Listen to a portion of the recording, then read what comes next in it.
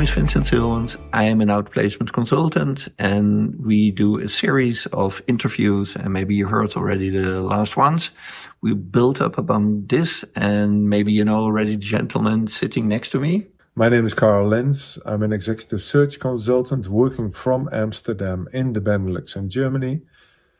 My office is partner of a partner network called Kennedy Executive with offices throughout the Americas and in Europe. And we do a series of interviews, and maybe you followed us already with the former interviews. And the last interview was about contacting proactively headhunters. So if this can be done, if this is useful, and Carl mentioned, okay, be realistic, but if you do your homework, then it can be helpful. And normally if you contact a headhunter, of course, you will send also your profile or a CV. And so, Carl, what I hear from my candidates, because they know this a little bit, is that if they send it to a company, maybe they look only 2 minutes at it. And if a headhunter, that's their impression. If they look at the CV, maybe a headhunter only takes 1 minute. So, what is important in a CV to be considered by a headhunter? What do you want to find in a CV? A headhunter has seen many CVs in his or her lifetime.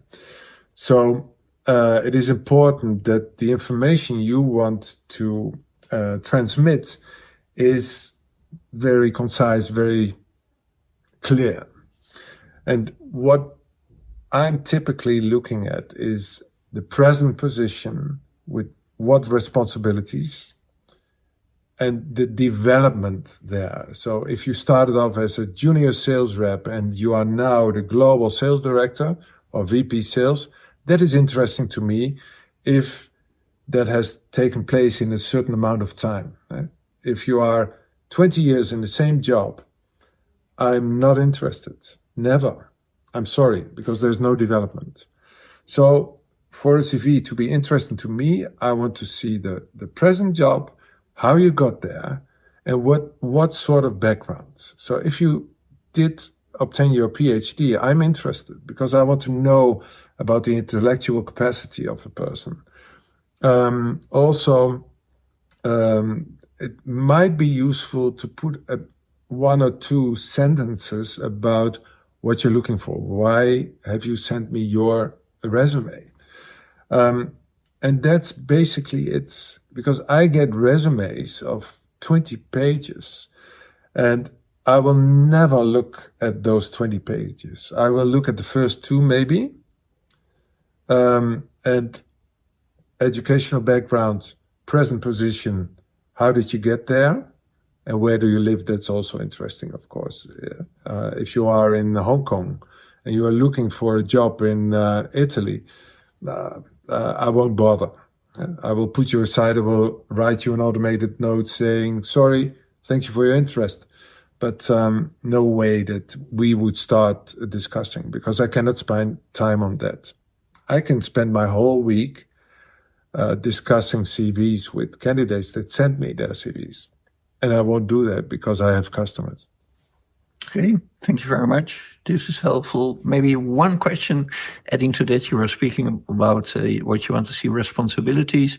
Sometimes my candidates think also that not only what they were responsible for, but also their accomplishments, achievements are important. Is this correct? So as a CFO, if you've improved EBITDA from 3% to 11% in 2 years' time or so, I want to know. That's interesting.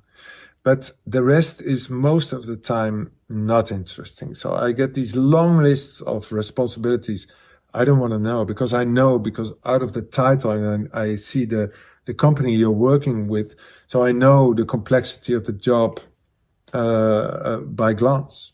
So it's true that we look, maybe 60 seconds, but that is already long. Huh? So it is like, it goes very quickly. So a one-pager can be very helpful. And that if you insist on being very specific, okay, the one-pager where you create the overview, and then if you want to tell that you have done, I don't know what, You can do it in the pages behind that. But be specific, be clear. Remember, it's not about you. It's about the problem the headhunter has, or the client of the headhunter has. It's not about you. Thank you, Carol.